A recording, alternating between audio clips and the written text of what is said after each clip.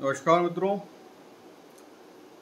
स्वामी दयानंद सरस्वती का एक प्रसिद्ध नारा है, वेदों की ओर लौटो। वेदों की ओर लौटो उन्होंने क्यों कहा, आप वेदों पर आधारित इन वीडियो से समझ सकते हैं।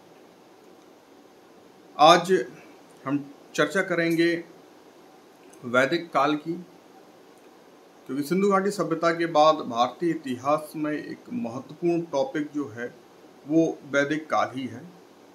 वैदिक काल का मोटे तौर पे दो भागों में बांटा गया है, पहला ऋग्वैदिक काल और दूसरा उत्तर वैदिक काल।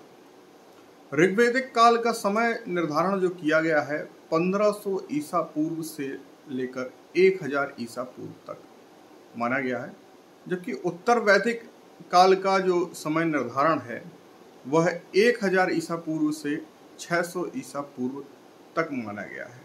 तो वैदिक काल के अंतर्गत जो काल निर्धारण है वो मुख्यतः वेदों के रचना काल के आधार पर ही माना गया है। जैसा माना जाता है कि 1500 ईसा पूर्व से 1000 ईसा पूर्व तक ऋग्वेद की रचना हुई। जैसा कि पहले की वीडियो में बताया कि वेदों की रचना नहीं हुई है, उनका संकलन हुआ। तो ऋग्वेद के मंत्रों का संकलन हुआ, अलग अलग मंत्रों की संकलन करता जो रहे वो ऋषि रहे, उनके आश्रम व्यवस्थाएं रही, पूरा ऋषि कुल रहा, उन्होंने मंत्रों का संकलन किया।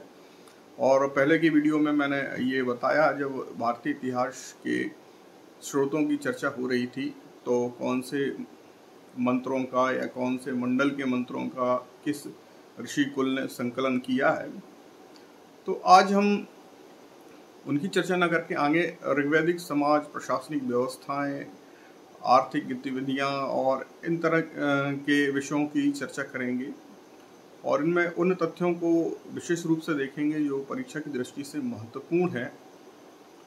तो जैसा कि हम आगे बढ़ें उसके पहले मैं एक चीज स्पष्ट कर देना चाहूँगा कि ऋग्वैदिक या वैदिक काल के जो लोग थे जिन्हें आर्य कहा गया, आर्य का शाब्दिक अर्थ श्रेष्ठ होता है और ये नाम उन्होंने स्वयं दिया। आर्य अपने आप को श्रेष्ठ मानते थे और आर्यों के अलावा जो अन्य जो लोग थे, खासतौर से दक्षिण भारत के लोग, उन्हें अनार्य कहा जाता था।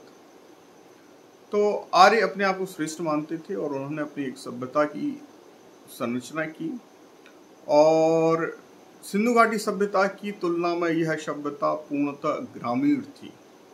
तो आगे बढ़ने के पहले जब अगर हमें ऋग्वैदिक काल और वैदिक काल, उत्तर वैदिक काल को समझना है तो पहले हमें समझना होगा, ये बात दिमाग में बैठा लें कि आर्य जो थे वह खाना बदोश जीवन जी रहे थे और उनकी सभ्यता ग्रामीण थी, कबीलाई सभ्यता थी। कबीले की तरह जो है, मूलतः ये पशुपालक थे और पशुओं में भी इनके दो मुख्य पशु थे।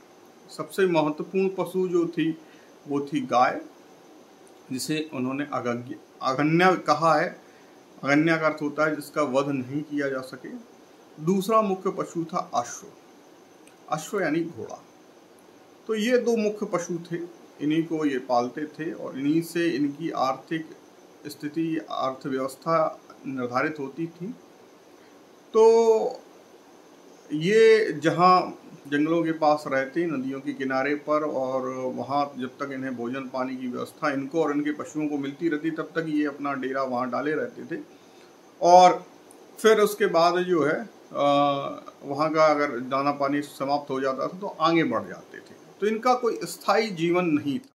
तो हम विशेष ध्यान रखेंगे कि जब हम इनके प्रशासन और अर्थव्यवस्था इत्यादि पर चर्चा करेंगे तो हमारे दिमाग में यह चीज़ स्पष्ट होनी चाहिए कि ये ग्रामीण सभ्यता थी और कबीलाई सभ्यता थी, कबीलों जैसा जीवन था। और आर्यों की जो थ्योरी है कि आर्य भारत में विदेशों से या मध्य एशिया से यहाँ आए, अब यह हाल की खोजों से यह गलत साबित हो गई है। माना गया है कि आर्य कहीं और से नहीं आए, भारत के ही निवासी थे। हाँ, वो सप्त सिंधु प्रदेश का मतलब होता है सप्त सिंधु का प्रदेश। सिंधु यहाँ किसी नदी विशेष का नाम नहीं, सिंधु का अर्थ नदी होता है। तो 7 नदियों का प्रदेश। तो 7 नदियाँ कौन कौन सी, इसकी चर्चा हम आगे करेंगे, लेकिन एक हल्का सा समझने के हिसाब से कि 5 नदियाँ तो हमारे पंजाब की हैं। पंजाब में वर्तमान भारत का पंजाब भी है और इससे कई गुना बड़ा पाकिस्तान में स्थित पंजाब भी है। तो 5 नदियों का प्रदेश और है, 2 नदियाँ और अफगानिस्तान की इसमें शामिल हो जाती हैं। तो इस तरह से 7 नदियों के प्रदेश मतलब सप्त सिंधु प्रदेश में इनकी सभ्यता विकसित हुई, या जो हमें वर्तमान में साक्ष्य और अवशेष मिले हैं वो इसी क्षेत्र में मिले। वेदों का संकलन भी सप्त सिंधु प्रदेश में ही हुआ, ये बात ध्यान रखिएगा क्योंकि कई बार प्रश्न में पूछा जाता है। तो ये सप्त सिंधु प्रदेश में हुए। धीरे धीरे जब हम उत्तर वैदिक काल में आते हैं तो ये आगे की ओर बढ़ते हुए आते हैं, और आगे का मतलब वर्तमान में उत्तर भारत का मैदान उत्तर प्रदेश और बिहार की ओर बढ़ते हैं। तो गंगा यमुना जैसी नदियों का बहुत ही कम उल्लेख है, 2 और 1 बार ही इनका उल्लेख है, क्योंकि सप्त सिंधु प्रदेश के रहने वाले थे तो गंगा यमुना से उतने परिचित नहीं थे। तो हम आज उनकी चर्चा करेंगे। आर्यों की भाषा संस्कृत थी, संस्कृत में ही वेदों का संकलन किया गया है और इसे वो देव भाषा कहते थे। और उस समय के देवता जो है आज की तरह नहीं थे कि अदृश्य रहते थे, उस समय के देवता जो है इन पर कोई अनिष्ट या कोई आपत्ति आती थी तब इनके आह्वान और यज्ञ पर उपस्थित भी होते थे और इनकी मदद भी करते थे। यहाँ तक कि इंद्र जो उस समय के सबसे महत्वपूर्ण देवता थे उनको पुरंदर भी कहा गया है।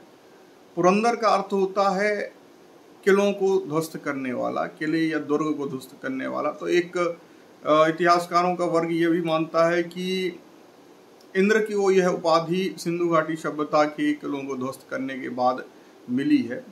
तो उनका ये मानना है कि आर्यों ने जो मध्य एशिया से आए, उस समय के इतिहासकारों का मानना है कि मध्य एशिया से आए हुए लोगों ने जो है सिंधु घाटी सभ्यता का नष्टीकरण किया। जबकि अगर देखा जाए तो ये तार्किक बात नहीं लगती है। पहली चीज़ तो सिंधु घाटी सभ्यता विकसित सभ्यता थी, नगरीय सभ्यता थी, जबकि आर्य ग्रामीण और अर्धविकसित सभ्यता से थे। तो वो एक विकसित सभ्यता को नष्ट करें, ये हास्यास्पद बात है। खैर हम आगे आते हैं अपने विषय पर। तो वैदिक काल, खासतौर से ऋग्वैदिक काल के इतिहास को पढ़ने से पहले हम भूगोल को समझ लेते हैं।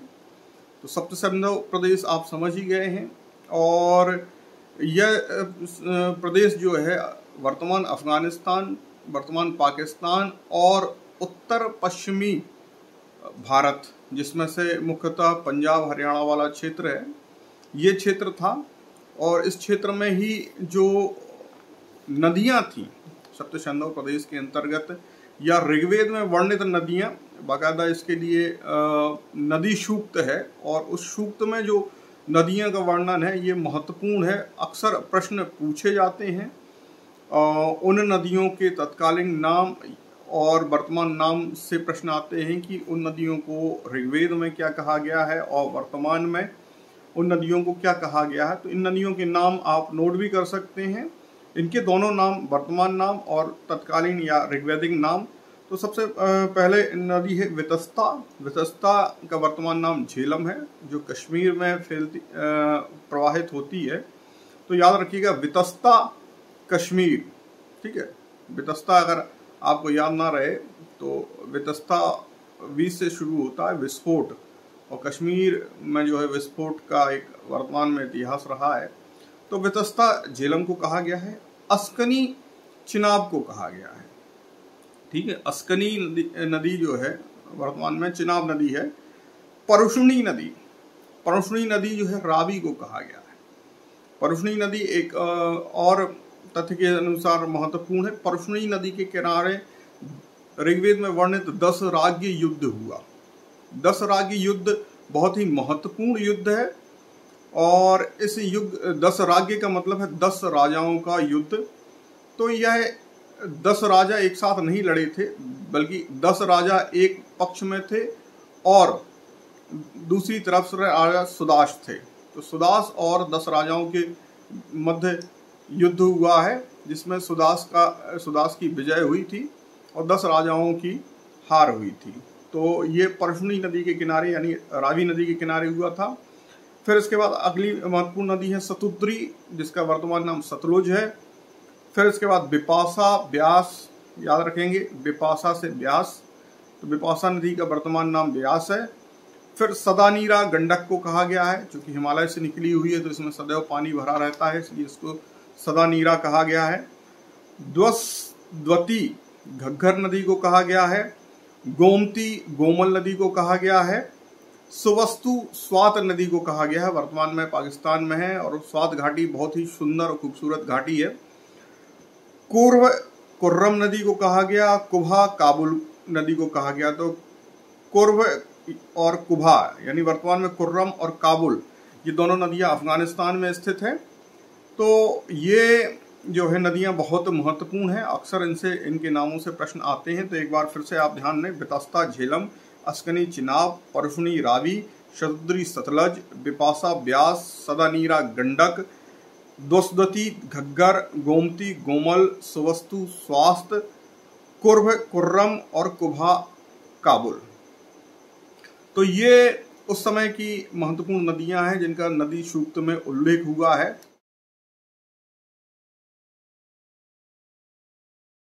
इसके बाद हम चर्चा करें कि ऋग्वेदिक देवता। तो एक चीज यहाँ स्पष्ट करना चाहूंगा कि उस समय के देवता जो थे तुरंत हवन और यज्ञ के माध्यम से प्रकट होते थे और मनुष्यों की इच्छाओं की पूर्ति भी करते थे। आज की तरह बड़ी कठिनाई से, बड़ी तपस्या करने के बाद भी कोई गारंटी नहीं है कि देवता प्रकट हों, लेकिन उस समय देवता प्रकट हो जाते थे। हालांकि हमें महत्वपूर्ण ध्यान रखना है कि किन देवताओं से प्रश्न आते हैं। तो उस समय ऋग्वेद के काल में सबसे महत्वपूर्ण देवता जो थे वो इंद्र थे।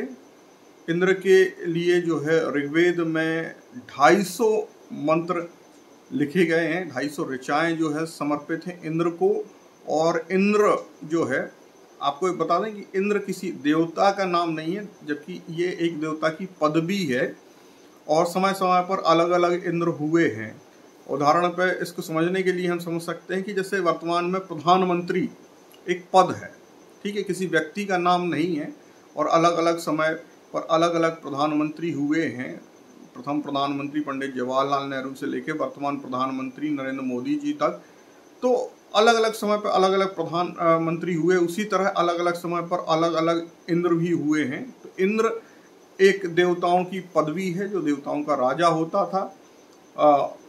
तो यहाँ ध्यान रखें, तो उस समय सबसे महत्वपूर्ण पदवी जो है इंद्र की ही थी। और ये युद्ध और वर्षा के नेता थे, ठीक। इनके पास 2 डिपार्टमेंट थे।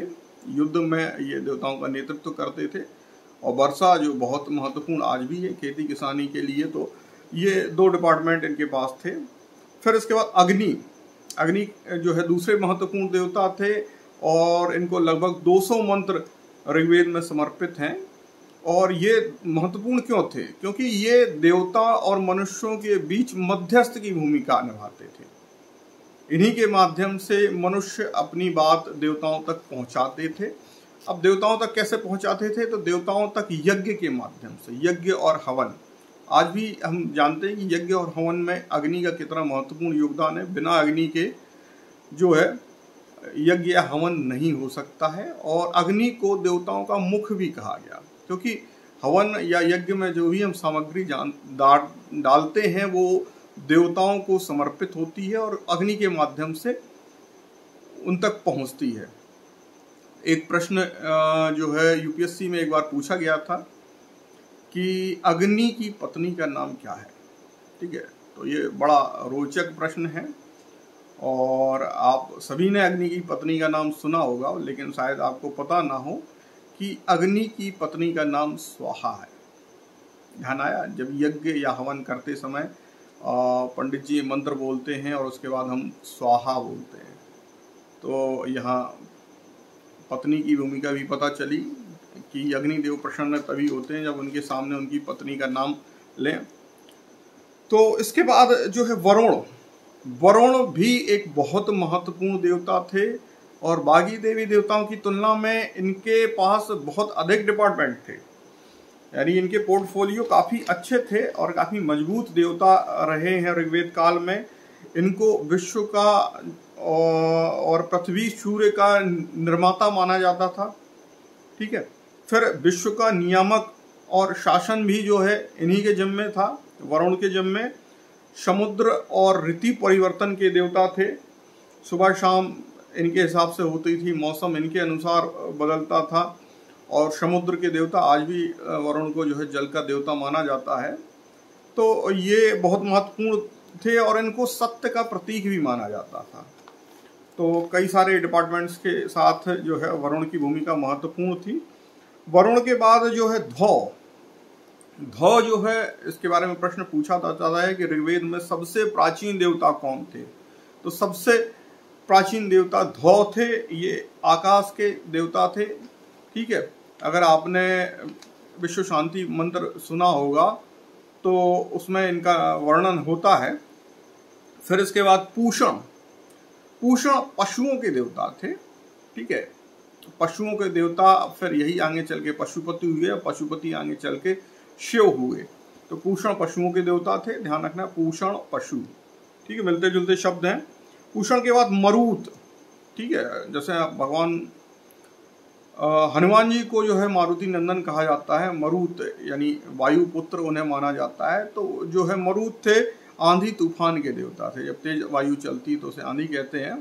तो मरुत आंधी तूफान के देवता थे। सोम वनस्पतियों के देवता थे, सोम एक प्रसिद्ध वनस्पति भी थी और जिसका प्रयोग यज्ञ के समय सोमरस के रूप में जो है ऋषि महर्षि भी जो है उसका पान करते थे। तो एक तरह से एक टॉनिक का काम करती थी, एनर्जी टॉनिक थी। कई लोग उसे मदिरा से भी जोड़ते हैं, जबकि सोम मदिरा नहीं थी, एक वनस्पति थी, आज भी हिमालय में वो पाई जाती है। फिर उसके बाद अश्वनी जिन्हें देवताओं का वैद्य कहा जाता है, उस समय विपत्तियों को हरने वाले देवता थे। विपत्ति के समय जो है ऋग्वेदिक लोग उनका आह्वान करते थे। और इसके बाद विष्णु जो है विश्व के पालक और संरक्षक थे। तो इस तरह से ये जो ऋग्वेद काल के महत्वपूर्ण देवता थे, इनसे प्रश्न आता है कौन से देवता किस चीज से संबंधित थे, ये भी महत्वपूर्ण है।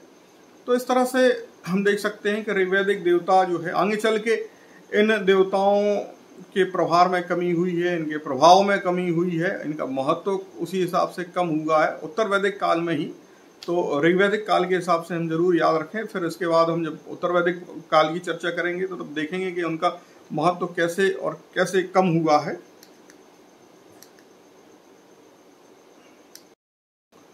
ऋग्वेदिक काल की प्रशासनिक व्यवस्था की हम बात करें तो जैसा कि मैंने शुरू में बताया है कि ऋग्वेदिक काल जो है आर्य समाज का काल था।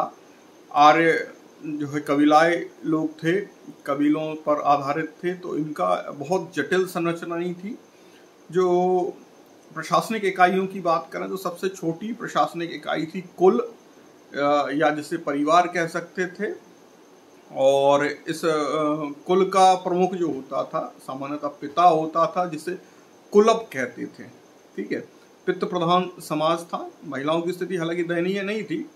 तो पितृ प्रधान समाज में जो है पिता प्रमुख होता था और जो है पिता के बाद जो है सबसे बड़े बेटे को उसकी सत्ता का हस्तांतरण होता था। तो सबसे छोटी इकाई कुल था, कुल का प्रमुख कुलप होता था और कई कुल मिलके ग्राम का निर्माण करते थे। ग्राम का प्रमुख ग्रामणी होता था और 20 ग्रामों से मिलके, मतलब 20 गांवों से, कबीलों से मिलके विश नामक प्रशासनिक इकाई होती थी जिसका प्रमुख विशपति होता था। फिर जो है कई विश मिलके जन का निर्माण करते थे और जन का प्रमुख राजन होता था और जन से मिलकर राष्ट्र का निर्माण होता था, ठीक है। तो इस तरह से ये प्रशासनिक इकाइयां होती थी। और राजा के पास जो है, राजा पहली चीज निरंकुश नहीं होता था, राजा वंशानुगत नहीं होता था, राजा बस फर्स्ट एट द ऑल था, बाकी में प्रथम था। उसकी भूमिका सिर्फ युद्ध के समय तय होती थी, युद्ध के समय उसे युद्ध का नेतृत्व करना पड़ता था। और युद्ध ऐसा नहीं कि आज की तरह भीषण युद्ध होता था कि भाई गोले बारूद चल रहे हैं या तोपें और बम चल रहे हैं। युद्ध का अर्थ, युद्ध में एक बड़ा अच्छा शब्द आया है ऋग्वेद में युद्ध के लिए, जिसे गवष्टि कहा गया है। और गवष्टि शब्द का अगर शब्दार्थ हम समझ लेंगे तो हमें उस समय का युद्ध समझ में आ जाएगा। गवष्टि का अर्थ होता है गायों की खोज। तो जी हाँ, जैसे मैंने शुरुआत में बताया कि जो ये इनकी अर्थव्यवस्था पूरी तरह से पशुपालन पर आधारित थी और गाय इनके लिए बहुत महत्वपूर्ण होती थी। तो जिस जगह पर गायों को रखा जाता था उसे ग्राम कहा जाता था। और कई बार गायें जब दूसरे कबीले वाले चोरी कर ले जाते थे तो उनकी खोज करने जब वो जाते थे तो 2 ग्राम आपस में मिलते थे गायों की खोज के लिए। और जब वो आपस में मिलते थे तो संग्राम हो जाता था। 2 ग्राम के मिलने से संग्राम होता था और संग्राम वही गायों की खोज होती थी। गाय मिल जाती थी, जो कबीला भारी पड़ा वह गवष्टि या युद्ध में विजयी होता था। उस समय राजा की भूमिका होती थी। और राजा के जो सहायक होते थे वो रत्निन कहलाते थे।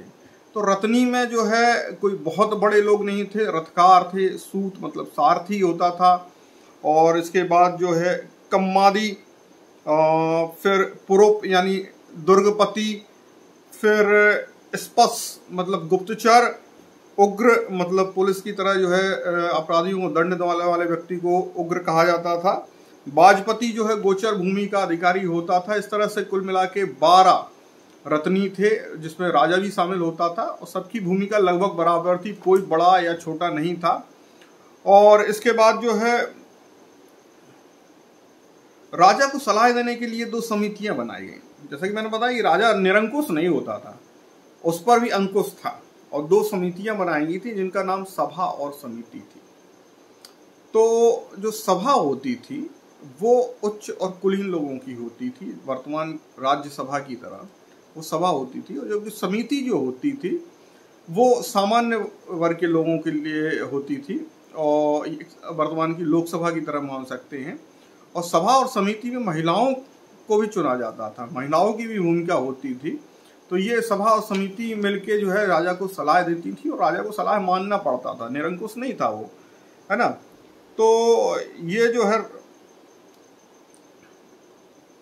इसके अलावा ऋग्वेदिक काल में जो है पुरोहित भी एक महत्वपूर्ण पद था। और उस समय 2 महत्वपूर्ण पद थे, वशिष्ठ और विश्वामित्र। ठीक है, वशिष्ठ जो है थोड़े से रूढ़िवादी थे और विश्वामित्र जो है वो उदारवादी थे। ठीक है, यहाँ पर भी ध्यान देने वाली बात है, वशिष्ठ और विश्वामित्र जो है ये भी उपाधियां हैं, पद का नाम है। ठीक है, अलग अलग समय पर अलग अलग वशिष्ठ हुए हैं, अलग अलग जो है विश्वामित्र हुए हैं। तो इस तरह से तत्कालीन ऋग्वैदिक समाज की जो है प्रशासनिक व्यवस्था थी, भौगोलिक व्यवस्था थी। अब अगले वीडियो में हम चर्चा करेंगे ऋग्वैदिक समाज के बारे में कि उस समय का समाज कैसा था, उस समय समाज के रीति रिवाज कैसे थे, महिलाओं की स्थिति क्या थी, वैवाहिक स्थिति क्या थी, और समाज में जो है पुरुष महिला इनकी स्थिति क्या थी, कौन कितना महत्वपूर्ण होता था, किस तरह की उस समय रीतियाँ कुरीतियाँ थी। तो ये सब हम अगले वीडियो में चर्चा करेंगे। तब तक के लिए नमस्कार, जय हिंद, जय भारत।